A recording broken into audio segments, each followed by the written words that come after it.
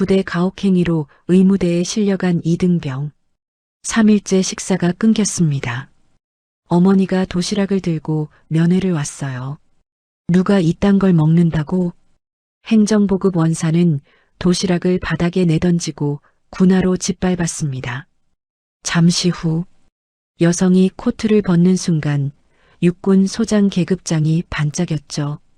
10분 뒤 부대는 완전 봉쇄됐고 15년간 숨겨진 5천만 원대 군 급식 비리가 무너지기 시작했습니다. 지금 이 이야기가 궁금하시다면 좋아요와 구독 눌러주세요. 끝까지 들으시면 통쾌한 사이다가 기다리고 있습니다. 어디서 듣고 계신지 댓글로 알려주세요. 육군 백운여단.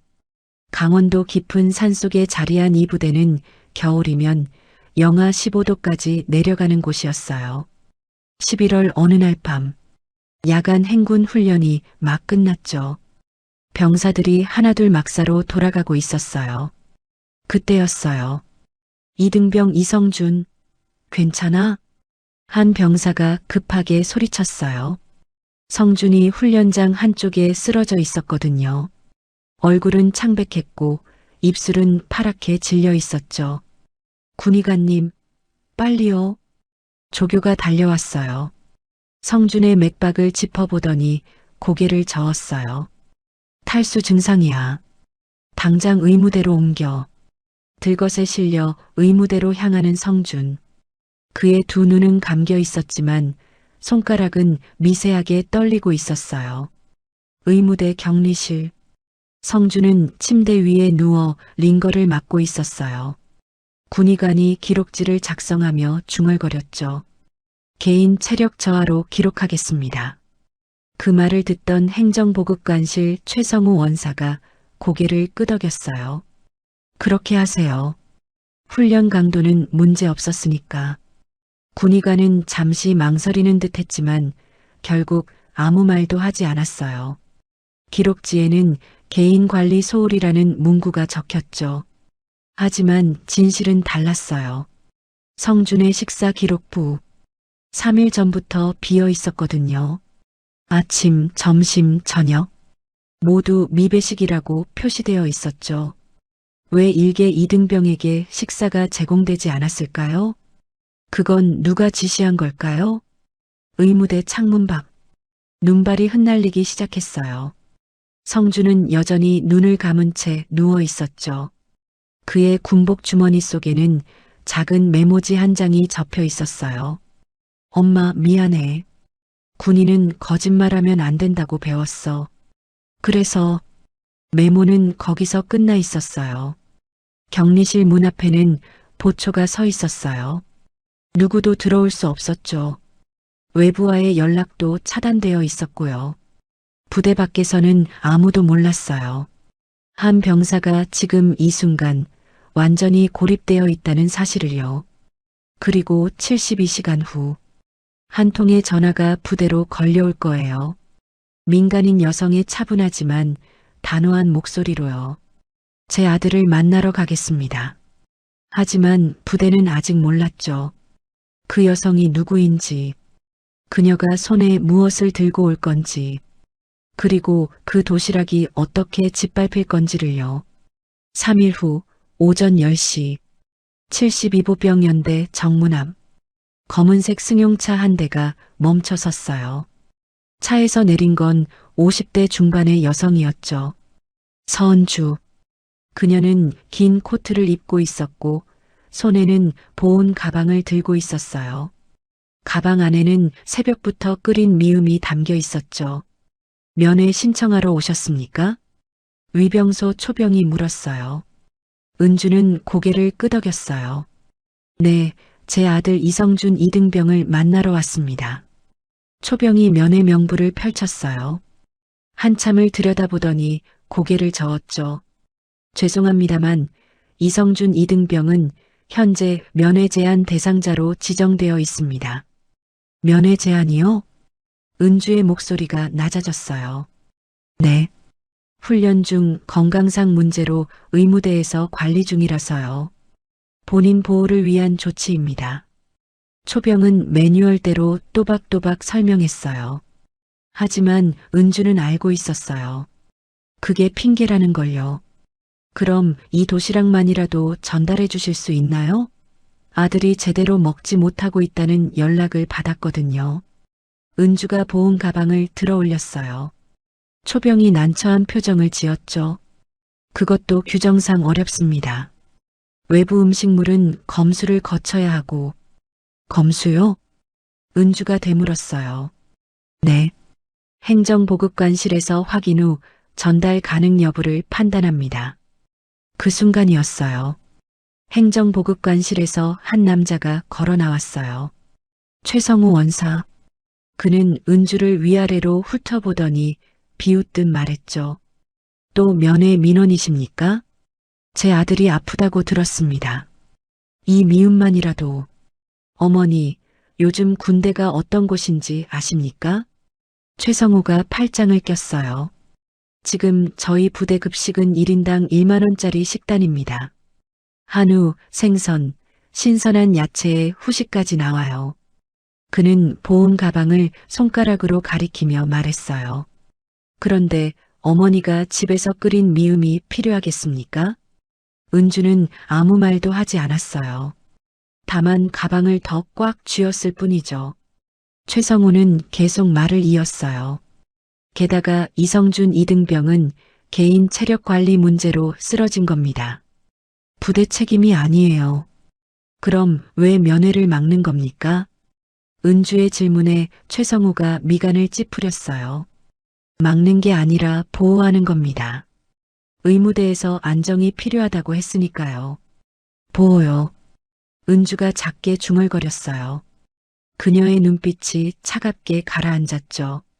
하지만 최성우는 그걸 눈치채지 못했어요. 그는 여전히 귀찮은 민원인을 대하는 표정이었거든요. 돌아가세요, 어머니. 아드님 괜찮습니다. 저희가 잘 관리하고 있으니까. 그 말을 끝으로 최성우는 돌아섰어요. 은주는 그 자리에 그대로 서 있었죠. 손에 든 보온 가방. 그 안의 미움은 아직 따뜻했어요. 하지만 전달될 수 없었죠. 규정, 절차, 시스템, 모든 게 한 어머니의 마음을 막아서고 있었어요. 은주는 천천히 숨을 들이쉬었어요. 그리고 다시 행정보급관실 쪽을 바라봤죠. 알겠습니다. 그녀가 조용히 말했어요. 그럼 다시 오겠습니다. 30분 후, 은주는 다시 행정보급관실 앞에 서 있었어요. 이번엔 다른 방법을 시도하기로 했죠. 원사님, 은주가 문을 두드렸어요. 최성우가 짜증 섞인 표정으로 나왔어요. 아직도 안 가셨습니까? 제발 부탁드립니다. 이 도시락만이라도. 은주가 보온 가방을 앞으로 내밀었어요. 최성우가 코웃음을 쳤죠. 아까도 말씀드렸잖습니까? 규정상 안 됩니다. 단 한 번만이라도 제 아들 얼굴이라도 볼 수 있게 해주시면. 안 된다니까요. 최성우의 목소리가 높아졌어요. 그 순간이었어요. 최성우가 은주의 손에서 보온 가방을 확 낚아챘어요.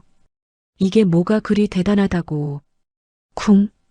가방이 복도 바닥에 떨어졌어요. 뚜껑이 열리며 하얀 미음이 쏟아져 나왔죠. 바닥에 퍼지는 미음.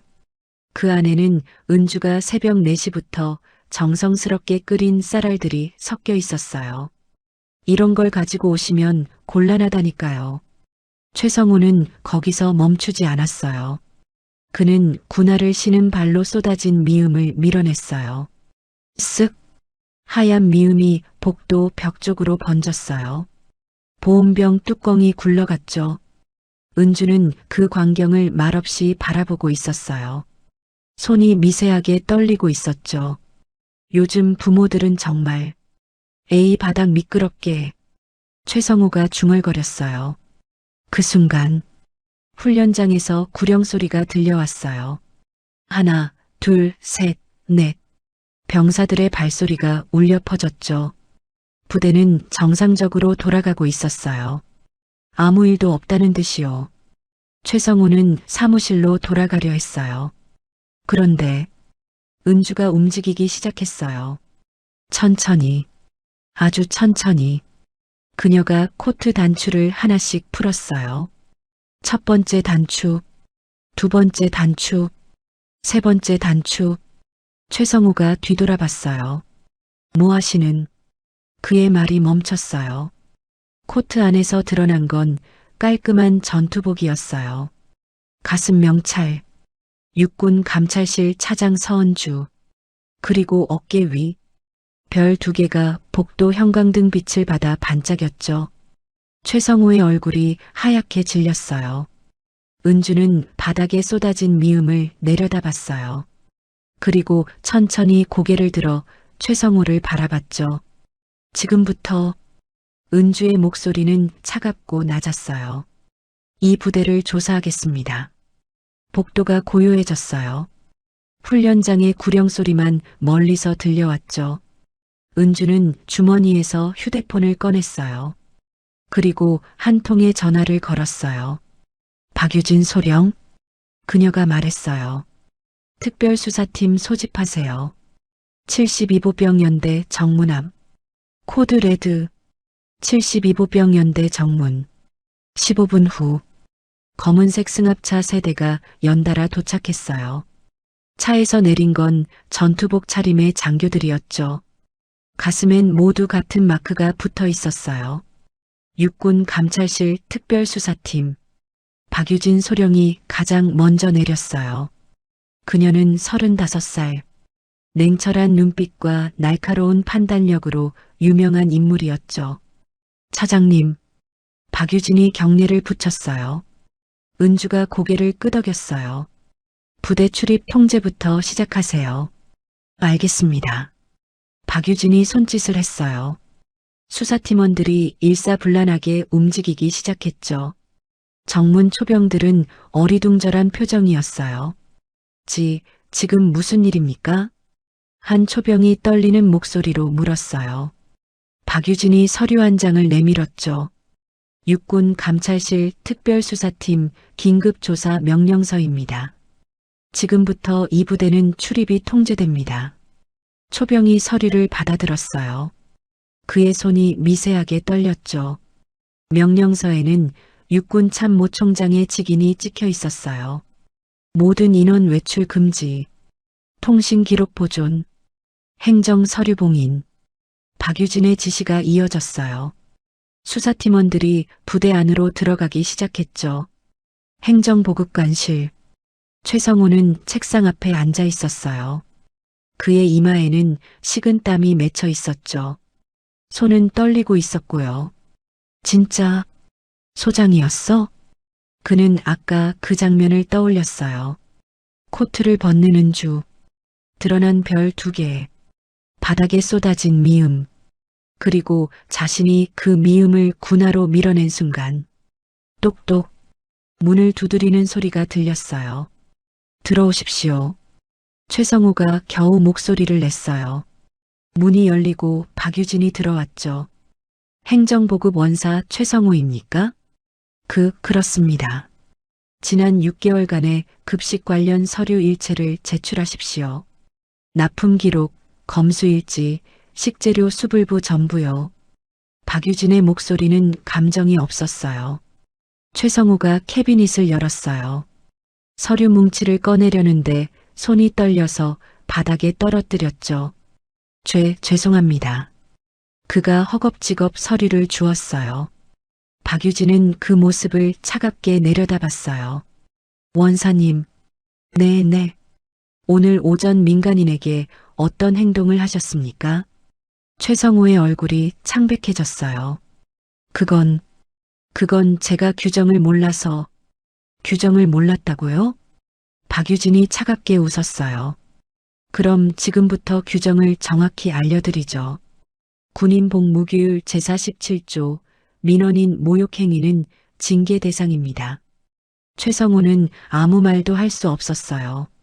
한편 연대장실 장태식 대령은 책상 앞에 서 있었어요. 그의 맞은편에는 은주가 앉아 있었죠. 차장님, 이건 오해입니다. 저희 부대는 연대장님, 은주가 조용히 말을 끊었어요. 제 아들을 지금 당장 만나게 해주십시오. 그건 의무대 측에서 안정이 필요하다고 지금 당장이라고 했습니다. 은주의 목소리가 낮아졌어요. 장태식은 더 이상 말을 잇지 못했어요. 그는 전화기를 들었죠. 의무대 이등병 이성준 면회 허가합니다. 즉시요. 전화를 끊은 장태식이 은주를 바라봤어요. 안내해드리겠습니다. 두 사람이 복도를 걸었어요. 장태식의 발걸음은 무겁고 느렸죠. 은주의 발걸음은 빠르고 단호했고요. 의무대까지 가는 길, 부대 곳곳에서 수사팀원들이 움직이고 있었어요. 서류를 확인하고 사진을 찍고 증거를 수집하고 있었죠. 72보병 연대는 지금 완전히 봉쇄되었어요. 그리고 그 중심엔 한 어머니가 있었죠. 별 2개를 단 소장. 하지만 지금 이 순간만큼은 계급이 아니었어요. 단지 아들을 만나러 온 엄마였죠. 의무대 격리실 문 앞. 은주가 멈춰 섰어요. 문 너머에서 희미한 링거 소리가 들렸죠. 뚝, 뚝, 뚝. 그녀의 손이 문손잡이를 잡았어요. 떨리고 있었어요. 장태식이 조용히 말했어요. 차장님, 준비되셨으면. 은주는 대답하지 않았어요. 그냥 문을 열었죠. 침대 위 이성준이 누워 있었어요. 창백한 얼굴, 감긴 눈, 팔에 꽂힌 링거 바늘. 은주의 발걸음이 멈췄어요. 성준아. 그녀의 목소리가 떨렸어요. 성준이 천천히 눈을 떴어요. 엄마. 그 한마디에 은주의 눈가가 붉어졌어요. 그녀는 침대 옆으로 다가가 성준의 손을 잡았죠. 손목에 멍이 들어 있었어요. 선명한 손자국도 보였고요. 누가 이렇게... 은주의 목소리가 갈라졌어요. 성준이 고개를 저었어요. 괜찮아요, 엄마. 이 정도라니. 은주가 처음으로 목소리를 높였어요. 그리고 성준의 목을 봤죠. 목 옆에도 희미한 손자국이 남아 있었어요. 성준아, 무슨 일이 있었니? 엄마한테 말해. 성준이 입술을 깨물었어요. 잠시 침묵이 흘렀죠. 그리고 그가 천천히 입을 열었어요. 군인은 거짓말하면 안 되잖아요. 뭐? 엄마가 그러셨잖아요. 군인은 정직해야 한다고. 성준의 눈에 눈물이 고였어요. 그래서 전 그냥 못 본 척할 수가 없었어요. 은주는 아들의 손을 더 꽉 쥐었어요. 이 순간 그녀는 소장이 아니었어요. 감찰실 차장도 아니었죠. 그냥 엄마였어요. 자식이 아파하는 걸 보는 무너지는 한 사람의 엄마. 미안해, 성준아. 엄마가 너를 이런 곳에... 아니에요. 성준이 고개를 저었어요. 전 후회 안 해요. 엄마가 가르쳐준 대로 했으니까. 그 말에 은주의 눈에서 눈물이 떨어졌어요. 소장 계급장을 단체로 별 2개를 달고서 한 어머니가 울고 있었어요. 문 밖에 서 있던 장태식은 그 장면을 보고 고개를 돌렸어요. 복도 끝. 박유진이 서류 뭉치를 들고 다가오고 있었죠. 연대장님, 잠깐 뵙겠습니다. 그녀의 얼굴은 굳어 있었어요. 뭔가 심각한 걸 발견한 표정이었죠. 10분 후, 은주는 성준의 사물함을 열었어요. 군복, 세면도구, 책 몇 권, 그리고 작은 지퍼백 하나. 안에는 휴대폰과 메모지가 들어 있었죠. 은주가 휴대폰 전원을 켰어요. 화면에 뜬 사진첩. 첫 번째 사진은 유통기한 지난 고기 덩어리들이었어요. 냉장고 안에 가득했죠. 두 번째는 조작된 검수 서류. 세 번째는 납품 트럭 번호판과 식재료 상자들. 네 번째는 장부 일부였어요. 납품 수량과 실제 입고 수량이 달랐죠. 5번째 사진. 한 장교가 봉투를 받는 장면. 계급장이 선명했어요. 중령. 문서에 적힌 이름은 윤재문이었죠. 박유진이 화면을 보며 말했어요. 이건 조직적인 비리입니다. 은주가 메모지를 펼쳤어요. 성준의 필체였죠. 11월 5일. 썩은 고기 발견. 보고했으나 묵살. 11월 12일. 원사가 경고. 쓸데없는 것 보지 말라. 11월 15일. 격리 시작. 마지막 메모가 하나 더 있었어요. 엄마 미안해요. 군인은 거짓말하면 안 된다고 배웠어요. 엄마가 말했잖아요. 정직은 군인의 기본이라고. 전 그 말을 지키고 싶었어요. 은주의 손이 떨렸어요. 눈물이 휴대폰 화면 위로 떨어졌죠. 박유진이 손수건을 건넸지만 은주는 받지 않았어요. 그녀는 눈물을 닦고 일어섰어요. 소령? 네, 차장님. 사단 군수참모실 압수수색 준비하세요. 박유진의 눈빛이 날카로워졌어요. 윤재문 중령 말씀이십니까? 네. 이건 연대 단독 사건이 아닙니다. 그 순간 은주의 휴대폰이 울렸어요. 육군본부였죠. 차장님, 상황 보고 부탁드립니다. 은주는 차분하게 대답했어요. 72보병연대 급식 비리 사건. 사단급 조직 범죄로 판단됩니다. 전면 수사 요청합니다. 잠시 침묵. 승인합니다. 필요한 인력 추가 지원하겠습니다. 전화가 끊겼어요. 은주는 성준이 찍은 사진들을 다시 봤어요. 한 병사의 용기, 한 아들의 정직함, 그리고 한 어머니의 분노. 이 세 가지가 지금 하나로 모이고 있었어요. 같은 날 오후 3시, 72보병연대 회의실. 박유진이 노트북 화면을 프로젝터에 띄웠어요. 은주와 수사팀원 5명이 자리에 앉아 있었죠. 차장님, 분석 결과 보고 드리겠습니다. 박유진이 첫 번째 화면을 띄웠어요. 급식 납품 업체 리스트였죠. 최근 6개월간 72보병연대에 식재료를 납품한 업체는 총 3곳입니다. 그중 대한식품유통이 전체 물량의 80%를 차지하고 있습니다. 화면이 바뀌었어요.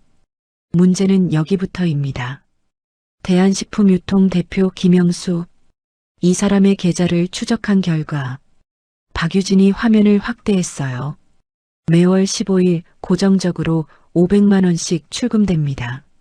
수취인은 페이퍼 컴퍼니 굿모닝 인터내셔널이고요. 그 회사 실소유주는? 은주가 물었어요. 아직 확인 중입니다만 윤재문 중령의 천안 명의로 등록되어 있습니다. 회의실이 조용해졌어요. 박유진이 계속 설명했죠. 더 심각한 건 이겁니다. 다음 화면. 검수일지와 실제 납품 내역 비교표였어요. 서류상으론 한우 1등급 10kg. 하지만 실제 납품된 건 수입산 냉동육 5kg입니다. 차액은 1회 납품당 약 30만 원. 한 달이면 900만 원, 6개월이면 5천만 원 이상이군요. 은주가 차갑게 말했어요. 박유진이 고개를 끄덕였어요. 그리고 이건 72보병연대만의 문제가 아닙니다. 화면에 새로운 자료가 떴어요. 105여단 예하세계 연대 급식 내역. 같은 방식이 71년대, 73년대에서도 발견됩니다. 납품 업체도 동일하고 검수 담당자 서명도. 윤재문.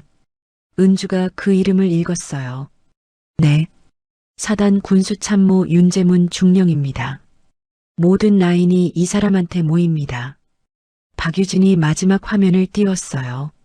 조직도였죠. 맨 위에 윤재문 중령. 그 아래 각 연대 행정보급 담당자들. 그리고 납품업체들. 완벽한 피라미드 구조였어요. 허위 검수, 유령 납품, 리베이트. 전형적인 군납 비리 구조입니다. 한 수사팀원이 말했어요. 그런데 이게 얼마나 오래된 겁니까? 최소 2년입니다. 박유진이 대답했어요. 장부를 보면 2023년부터 같은 패턴이 반복됩니다. 은주는 아무 말 없이 화면을 바라봤어요. 2년. 그동안 얼마나 많은 병사들이 질 나쁜 음식을 먹었을까요? 얼마나 많은 예산이 새어나갔을까요?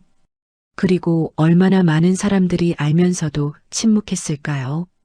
차장님, 박유진이 조심스럽게 말했어요. 윤재문 중령 소환하시겠습니까? 은주는 잠시 생각했어요. 그리고 고개를 저었죠. 아직 아닙니다. 네, 증거가 더 필요합니다. 결정적인 것으로요. 은주가 일어섰어요. 내일 새벽 5시 대한식품유통 냉동창고 급습합니다. 준비하세요. 박유진의 눈빛이 빛났어요. 알겠습니다.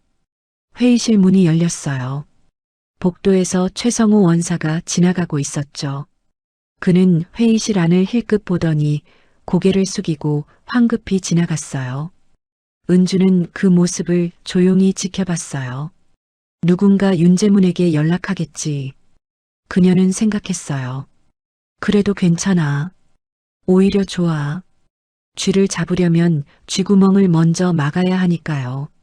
같은 날 저녁 8시 의무대 격리실. 은주는 성준과 마주 앉아 있었어요. 성준아, 정확히 언제부터 격리된 거니? 성준이 천천히 대답했어요. 11월 15일 저녁이요. 점호 끝나고 원사님이 저를 불렀어요. 최성우 원사? 네. 그분이 말했어요. 내가 쓸데없는 사진을 찍었다면서? 라고요. 은주의 눈빛이 차갑게 가라앉았어요. 그 다음엔 바로 의무대로 보내졌어요. 건강검진 받아야 한다고 했는데 성준이 말을 멈췄어요. 계속 말해봐. 여기 오자마자 외부 연락이 차단됐어요. 휴대폰도 압수당했고요. 식사도 안 나왔어요. 3일 동안? 네. 은주는 주먹을 꽉 쥐었어요. 그 사이에 누가 왔니? 한 번. 군의관님이랑 다른 장교 한 분이 오셨어요. 어떤 장교? 중령님이셨어요. 이름은 못 봤는데 계급장은 확실히 중령이었어요. 윤재문. 은주는 확신했어요. 그분이 뭐라고 했니? 성준의 목소리가 낮아졌어요. 제 목을 잡으면서 군대에서 병신 되고 싶어? 라고 했어요. 은주의 얼굴이 굳었어요. 성준이 계속 말했죠. 그리고 사고는 언제든 일어날 수 있다고 했어요. 특히 훈련 중엔 말이야라고. 그 순간 문이 열렸어요. 박유진이 서류를 들고 들어왔죠. 차장님, 확인된 게 있습니다. 그녀가 서류를 내밀었어요. 11월 16일 이등병 이성준 야간 훈련 편성 기록입니다. 은주가 서류를 받아들었어요. 훈련 항목에는 산악행군이라고 적혀 있었죠. 문제는 이 훈련이 갑자기 추가됐다는 겁니다. 원래 계획에 없었어요. 누가 추가했죠? 행정보급관실 최성우 원사 지시로요. 그런데 박유진이 다음 페이지를 넘겼어요. 같은 날 기상 상황을 보세요. 폭설주의보가 내려진 날입니다. 은주는 서류를 천천히 내려놓았어요. 모든 게 명확해졌죠. 성준을 격리시키고 식사를 제한해 체력을 떨어뜨리고 폭설 속 야간 행군에 투입시켜 사고로 위장하려 했던 거예요. 다행히 그날 훈련 직전에 성준 이등병이 쓰러져서 박유진이 말을 잇지 못했어요. 은주가 조용히 말했죠. 다행이 아닙니다. 계획된 살인 미수였어요. 성준이 은주의 손을 잡았어요. 엄마, 괜찮아요. 전 살아있잖아요. 은주는 아들의 손을 꽉 쥐었어요. 성준아, 엄마가 반드시 끝까지 갈게. 그녀가 일어섰어요. 소령, 윤재문 중령 행적 24시간 추적하세요. 알겠습니다. 은주는 창밖을 봤어요. 어둠 속에서 사단 본부 건물에 불빛이 보였죠. 내일 새벽 진짜 전쟁이 시작될 거예요. 다음 날 새벽 5시 경기도 파주시 외곽 대한식품유통 냉동창고 앞 검은색 승합차 2대가 조용히 멈춰 섰어요. 은주와 박유진 그리고 수사팀원 6명이 내렸죠. 소음 최소화, 증거 확보가 우선입니다. 은주가 낮은 목소리로 지시했어요. 팀원 하나가 창고 자물쇠를 열었어요. 찰칵 문이 열렸어요. 냉기가 밖으로 쏟아져 나왔죠. 영하 20도. 숨을 쉴 때마다 입김이 하얗게 피어올랐어요. 은주가 먼저 안으로 들어갔어요. 냉동창고 내부. 천장까지 쌓인 식재료 상자들. 박유진이 손전등을 켰어요. 첫 번째 상자를 열었죠. 차장님. 그녀의 목소리가 떨렸어요. 상자 안에는 곰팡이 핀 채소들이 가득했어요. 유통기한 표시는 3개월 전이었죠. 두 번째 상자. 변색된 냉동고기. 포장지는 찢어져 있었고 냄새가 났어요. 세 번째 상자. 육군 제23보 병사단 납품용이라고 적힌 라벨. 하지만 안에 든 건 등급 외 식재료들이었죠. 사진 촬영하세요. 전부 다요. 은주의 지시에 팀원들이 움직이기 시작했어요. 박유진은 창고 안쪽 사무실로 향했어요. 문을 열자 책상과 캐비닛이 보였죠. 그녀가 서랍을 열었어요. 장부 몇 건이 나왔어요. 펼쳐보니 손으로 쓴 이중 장부였죠. 찾았습니다. 박유진이 소리쳤어요. 은주가 달려왔어요. 장부 첫 페이지. 실제 납품 내역 마이너스 외부 유출 금지. 다음 페이지엔 날짜별로 기록되어 있었어요. 각 연대별로 서류상 품목과 실제 납품된 식재료가 다르게 적혀 있었죠. 한우는 수입육으로, 신선육은 냉동육으로 바뀌어 있었고 수량도 절반 이하였어요. 그리고 매 페이지 하단, 서명란에 반복되는 이름, 확인 윤재문. 은주의 손이 떨렸어요. 이게 결정타입니다. 박유진이 말했어요. 그때였어요. 창고 입구에서 인기척이 들렸죠. 누구세요? 한 남자가 소리쳤어요. 창고 관리인이었어요. 박유진이 재빨리 신분증을 보였어요. 육군 감찰실입니다. 움직이지 마십시오. 관리인의 얼굴이 새하얗게 질렸어요. 전 그냥 관리만 했을 뿐이에요. 그럼 누가 지시했습니까? 은주가 차갑게 물었어요. 관리인이 떨리는 손으로 휴대폰을 꺼냈어요. 이분이 매주 전화해서 확인했어요. 휴대폰 화면에 뜬 이름 윤재문. 은주는 박유진을 바라봤어요. 지금 바로 소환장 발부하세요. 알겠습니다. 새벽 6시 해가 떠오르기 시작했어요.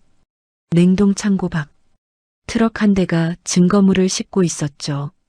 썩은 식재료, 이중장부, 계약 서류, 리베이트 기록 모든 게 확보됐어요. 은주는 창고를 바라보며 휴대폰을 꺼냈어요. 그리고 한 통의 전화를 걸었죠. 육군본부 감찰실장님, 서은주입니다. 말씀하세요, 차장. 사단 군수참모 윤재문 중령 긴급 체포영장 청구합니다.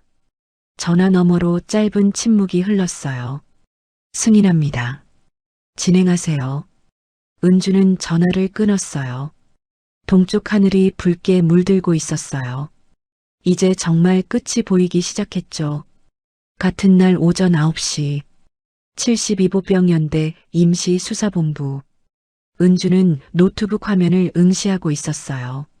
냉동창고 급습 2시간 전 누군가 윤재문에게 문자를 보냈다는 기록이 있었죠.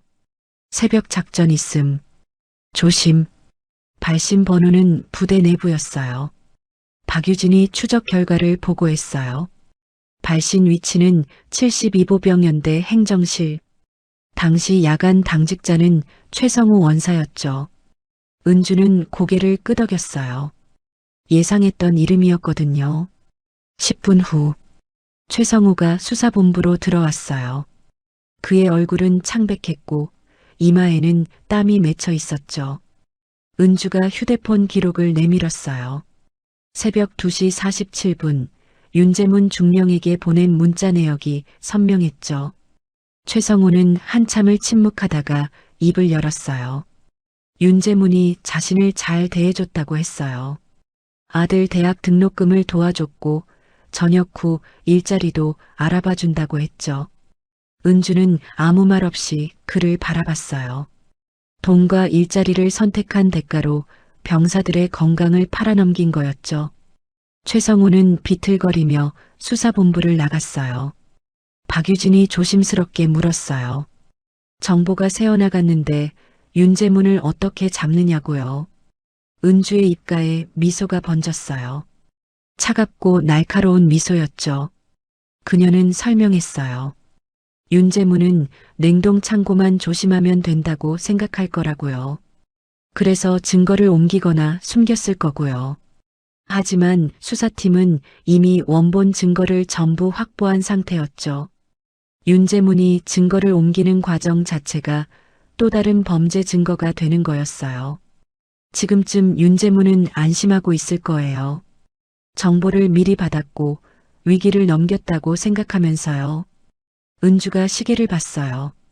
오전 9시 30분. 오후 2시는 사단 지휘관 회의 시간이었죠. 박유진의 눈이 커졌어요. 회의 중에 체포하겠다는 건가요? 은주는 고개를 끄덕였어요. 모두가 보는 앞에서 체포할 거였죠. 이건 개인 범죄가 아니었어요. 조직 전체에 대한 경고가 되어야 했거든요. 박유진은 잠시 망설이다가 고개를 끄덕였어요. 그리고 체포 준비에 들어갔죠. 은주는 창밖을 바라봤어요. 사단 본부 건물이 보였어요. 5시간 후 그곳에서 모든 게 끝날 거였죠. 윤재문은 아직 몰랐어요. 자신이 던진 미끼를 은주가 어떻게 물고 있는지요. 그리고 그 미끼가 자신의 목을 조르는 올가미가 될 거라는 거리요. 오후 2시 105여단 사단 본부 대회의실. 장성급 지휘관들이 하나둘 자리에 앉았어요. 사단장, 여단장, 각 연대장들, 그리고 참모진. 윤재문 중령도 자리에 있었죠. 그는 여느 때와 다름없는 표정이었어요. 새벽에 받은 문자 덕분에 증거는 이미 처리했거든요. 냉동 창고에 있던 이중 장부는 소각했고 계약 서류는 바다에 버렸죠. 완벽했어요. 적어도 그는 그렇게 생각했죠. 회의가 시작됐어요. 사단장이 각 부서 보고를 받기 시작했어요. 작전, 인사, 정보, 군수. 윤재문의 차례가 왔어요. 군수 참모 보고하겠습니다. 이번 달 급식 예산 집행률은? 그때였어요. 회의실 문이 열렸어요. 서은주가 들어왔죠. 뒤따라 박유진과 수사팀원 4명이 따라왔어요. 회의실이 조용해졌어요. 사단장이 눈살을 찌푸렸어요. 감찰실 차장, 지금 회의 중인데. 은주가 경례를 붙였어요. 사단장님, 긴급 체포건으로 왔습니다. 체포? 회의실이 술렁였어요. 은주는 윤재문을 똑바로 바라봤어요. 사단 군수참모 윤재문 중령. 군형법 제58조 뇌물수수, 제92조 공문서 위조, 제98조 직권남용 혐의로 긴급 체포합니다. 윤재문의 얼굴이 굳었어요. 무슨 소리입니까? 증거라도 있습니까? 은주가 박유진에게 눈짓했어요. 박유진이 서류 뭉치를 테이블 위에 올려놓았어요. 냉동 창고에서 확보한 이중장부, 리베이트 입금 내역, 납품업체와 주고받은 문자 기록, 그리고 마지막 한 장. 어젯밤 윤재문이 증거를 옮기는 모습을 찍은 사진이었어요. CCTV 화면이었죠. 시간은 새벽 3시 22분. 냉동창고 뒷문에서 서류 상자를 옮기는 윤재문의 모습이 선명했어요. 증거인멸 시도까지 포착되었습니다. 은주가 차분하게 말했어요. 윤재문의 얼굴이 새하얗게 질렸어요. 그는 몰랐던 거예요. 냉동창고 뒷문에도 CCTV가 있다는 걸요. 박유진이 수갑을 꺼냈어요. 윤재문 중령, 일어나십시오. 윤재문은 자리에서 일어나지 못했어요. 다리에 힘이 풀렸거든요. 수사팀원 2명이 그를 일으켰어요.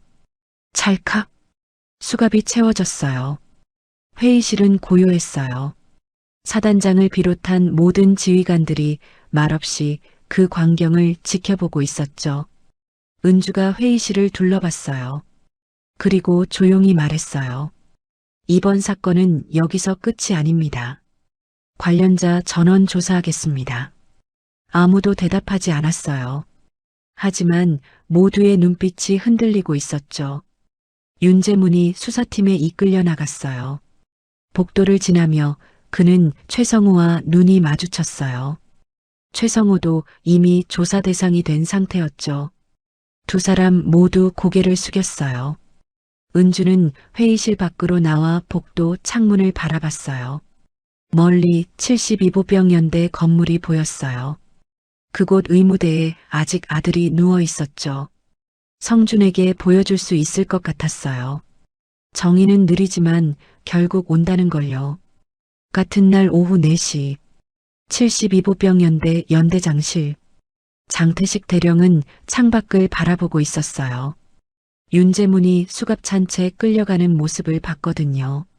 똑똑. 문을 두드리는 소리가 들렸어요. 은주가 들어왔죠. 연대장님, 말씀 나눌 수 있을까요?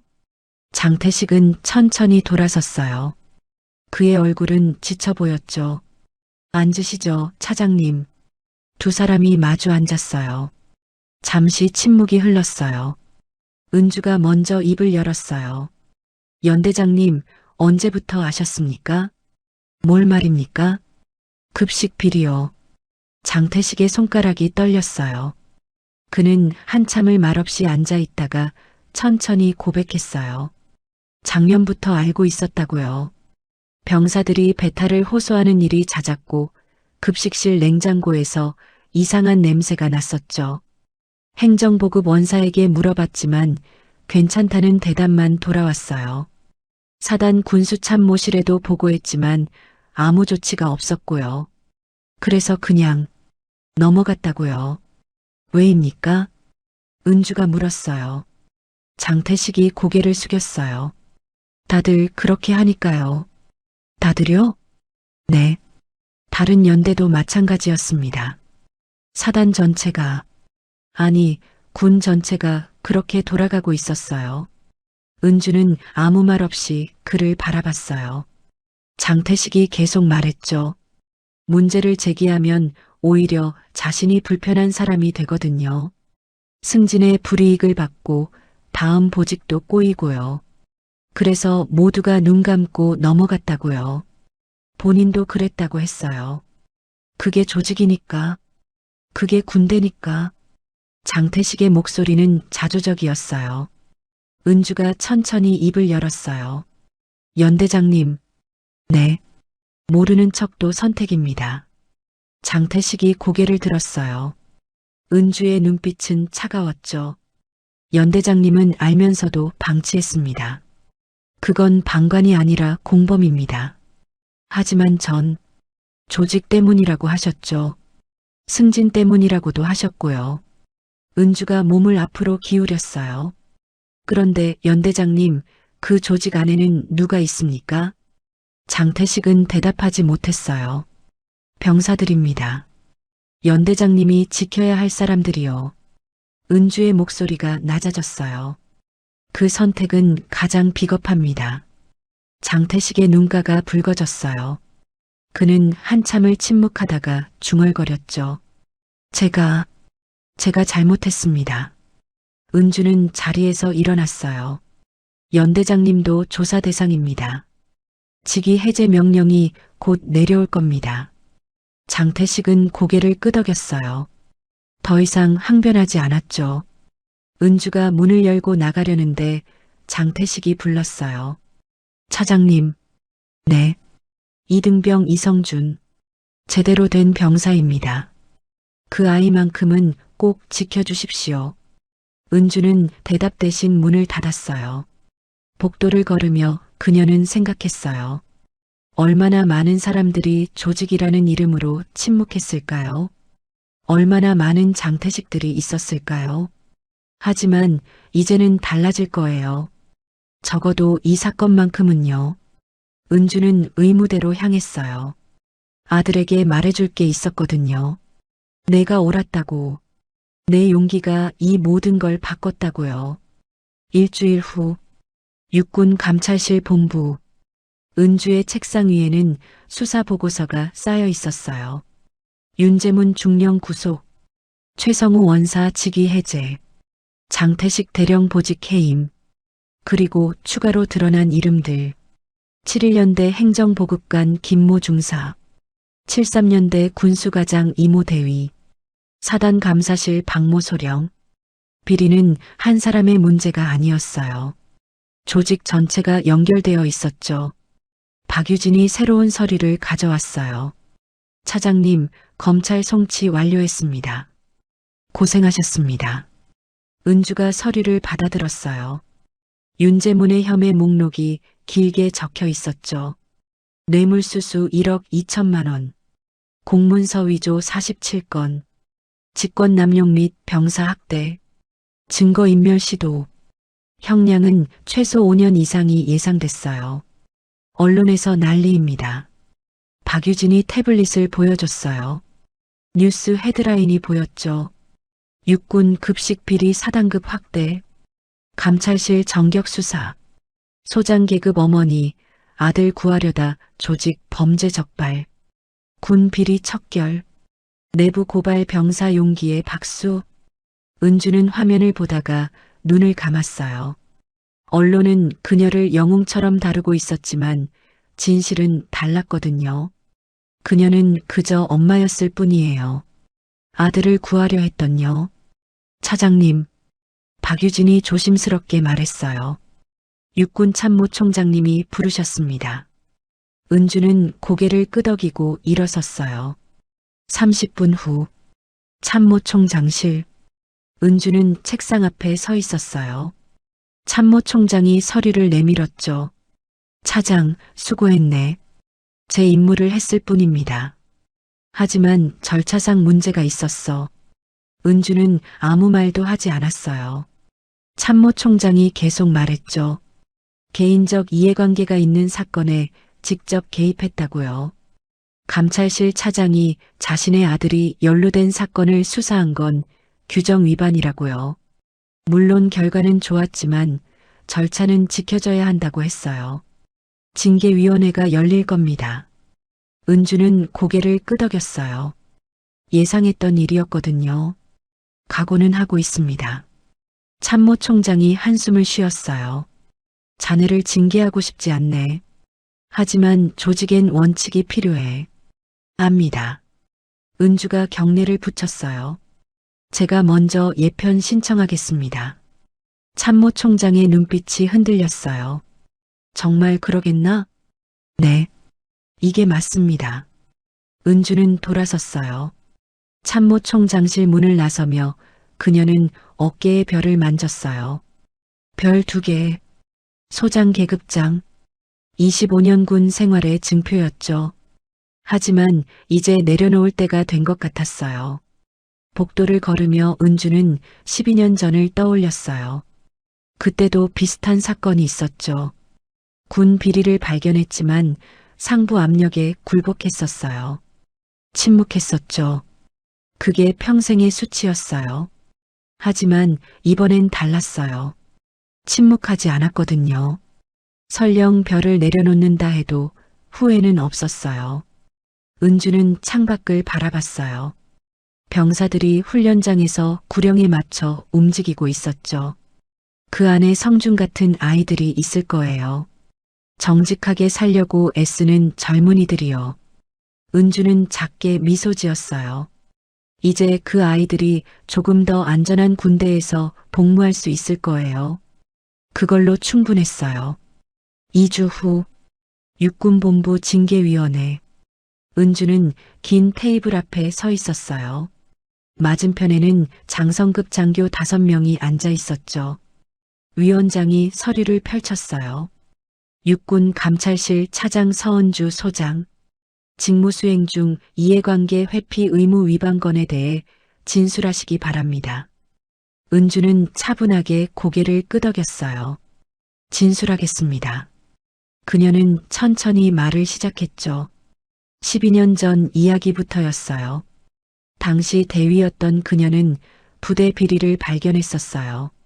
상부에 보고했지만 압력이 들어왔죠. 문제 키우지 말라는 지시였어요. 그녀는 침묵했었어요. 조직을 위해서라고, 더 큰 그림을 위해서라고 스스로를 설득했죠. 하지만 그건 변명이었어요. 그냥 겁이 났던 거였거든요. 승진해서 밀려날까봐, 찍힐까봐요. 그 선택이 평생 저를 괴롭혔습니다. 은주의 목소리가 낮아졌어요. 매일 아침 거울을 볼 때마다 생각했습니다. 나는 비겁했다고요. 위원들은 말없이 그녀를 바라봤어요. 은주가 계속 말했죠. 그러다 아들이 군대에 갔어요. 이등병 이성준. 그 아이는 어머니와 달랐어요. 비리를 보고도 침묵하지 않았죠. 사진을 찍고 기록하고 보고했어요.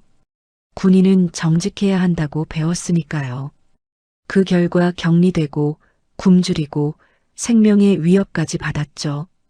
제가 부대를 찾아간 건 차장으로서가 아니었습니다. 은주가 위원들을 똑바로 바라봤어요. 한 어머니로서였습니다. 하지만 그곳에서 제 아들만 구할 수는 없었습니다. 도시락이 짓밟히는 걸 보는 순간 깨달았다고 했어요. 이건 개인의 문제가 아니라고요. 조직 전체의 문제라고요. 그래서 별을 드러냈고 수사를 시작했죠. 절차상 회피해야 했다는 걸 알면서도요. 저는 2가지 선택지가 있었습니다. 은주가 말했어요. 규정을 지키고 아들을 포기하거나 아들을 구하고 규정을 어기거나. 잠시 침묵이 흘렀어요. 저는 후자를 택했습니다. 그리고 후회하지 않습니다. 위원장이 물었어요. 소장 계급을 유지하는 것과 아들을 구하는 것 중 무엇이 더 중요했느냐고요. 은주는 망설임 없이 대답했어요.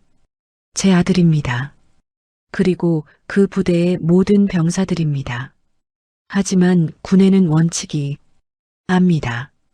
은주가 말을 끊었어요. 그래서 제가 먼저 예편을 신청한 겁니다. 그녀는 가슴에 명찰을 내려다봤어요. 육군 감찰실 차장 서은주. 어깨 위에 별 2개. 25년간 지켜온 자리였죠. 12년 전엔 침묵했고 이번엔 침묵하지 않았습니다. 은주의 목소리는 떨림 없이 단호했어요. 그게 제 선택입니다. 징계위원회는 30분간 협의 끝에 결정을 내렸어요. 명예 예편. 은주는 경례를 붙이고 회의실을 나왔어요. 복도 창밖으로 가을 하늘이 보였어요. 맑고 높았죠. 은주는 어깨의 별을 만졌어요. 곧 이걸 떼어내야 할 거예요. 하지만 마음은 편했어요. 이번엔 제대로 된 선택을 했으니까요. 박유진이 복도에서 기다리고 있었어요. 차장님. 그녀의 눈가가 붉었죠. 은주는 웃으며 말했어요. 소령, 이제 차장님 아닙니다. 그냥 서은주라고 부르세요. 박유진이 고개를 저었어요. 제겐 영원히 차장님이십니다. 2 사람은 말없이 복도를 걸었어요. 은주의 군 생활이 끝나가고 있었어요. 하지만 새로운 시작이 기다리고 있었죠. 별 없는 어깨로 하지만 떳떳한 마음으로요. 한 달 후 72보병연대 의무대 앞 이성준이 퇴원하는 날이었어요. 그는 군복을 단정히 입고 의무대 문을 나섰죠. 얼굴에는 건강한 혈색이 돌아와 있었어요. 의무대 앞에 은주가 서 있었어요. 민간인 복장이었죠. 어깨엔 더 이상 별이 없었어요. 하지만 그녀의 눈빛은 그 어느 때보다 맑았죠. 엄마. 성준이 다가왔어요. 은주는 아들을 꼭 안았어요. 한참을 그렇게 서 있었죠. 배고프지? 은주가 물었어요. 성준이 고개를 끄덕였어요. 은주는 가방에서 보온병을 꺼냈어요. 뚜껑을 열자 김이 모락모락 피어올랐죠. 미음이었어요. 새벽부터 정성스럽게 끓인 거였어요. 성준이 보온병 뚜껑에 미음을 따랐어요. 한 숟갈 떠서 입에 넣었죠. 따뜻했어요. 성준의 눈가에 눈물이 맺혔어요. 그날보다 더 따뜻해요. 은주도 눈물을 참지 못했어요. 그날 복도 바닥에 짓밟혔던 도시락. 그 미움은 모욕의 상징이었죠. 하지만 지금 이 미움은 달랐어요. 존엄이었어요. 회복이었고 치유였죠. 두 사람은 말없이 미움을 나눠 먹었어요. 부대 정문 너머로 병사들이 훈련하는 모습이 보였어요. 구령 소리가 들려왔죠. 하나, 둘, 셋, 넷. 은주는 그 모습을 바라보며 생각했어요. 이제 조금은 달라질 거라고요. 적어도 이 부대만큼은요. 성준이 빈 보온병 뚜껑을 내려놓으며 말했어요. 엄마, 후회 안 해요? 뭘? 별 내려놓은 거요. 은주는 고개를 저었어요. 전혀. 그녀가 아들의 어깨에 손을 올렸어요. 엄마가 25년 동안 단 별보다 내가 보여준 용기가 훨씬 더 빛났어. 성준이 고개를 숙였어요. 은주는 하늘을 올려다봤어요. 구름 한 점 없이 맑았죠. 별은 내려놓았지만 잃은 건 아무것도 없었어요. 오히려 되찾았죠. 12년 전 잃어버렸던 자신을요. 그리고 아들의 미소를요. 두 사람은 부대를 떠났어요. 은주의 손에는 빈 보온병이 들려 있었고요. 성준의 얼굴에는 미소가 번졌죠. 도시락은 이제 다른 의미가 되었어요. 모욕이 아니라 사랑, 굴욕이 아니라 존엄, 그리고 무엇보다 한 어머니와 아들 사이의 약속이었죠. 정직하게 살겠다는요. 선생님들, 오늘 이야기 어떻게 들으셨어요? 저는 이 이야기를 준비하면서 가슴이 뜨거워지는 순간이 있었어요. 바닥에 쏟아진 미음을 보는 어머니의 떨리는 손이요. 그 손이 자꾸 선생님들 손과 겹쳐 보였어요. 아드님 군대 보내시고 밤마다 기도하셨던 그 마음 말이에요.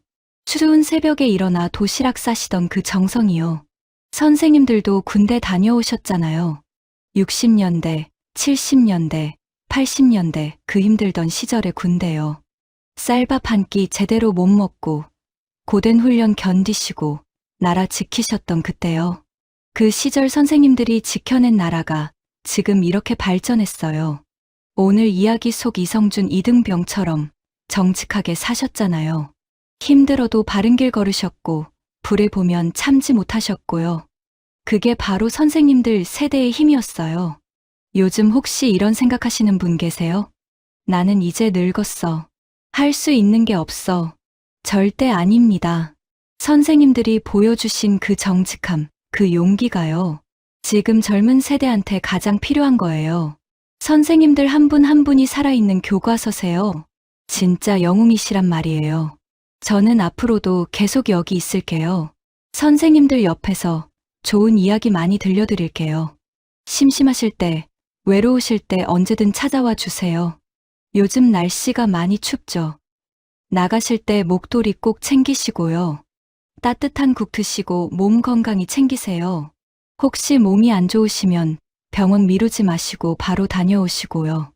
오늘 밤 주무시기 전에 이렇게 생각해 주세요. 나는 떳떳하게 살았다. 정직하게 살았다. 나는 자랑스러운 대한민국 국민이다. 그게 진짜 사실이니까요. 영상 괜찮으셨으면 구독 버튼 한번 눌러주세요. 돈 드는 거 아니에요. 댓글도 남겨주시면 제가 정말 큰 힘이 돼요. 오타 나도 괜찮고 짧게 한 줄만 써주셔도 돼요. 선생님 마음만 전해주시면 됩니다. 존경하고 감사하고 사랑합니다. 지금까지 여러분의 영원한 말 동무, 인생 마이크 TV였습니다. 정의는 느려도 반드시 온다는 이야기, 다음 영상에서 또 만나요.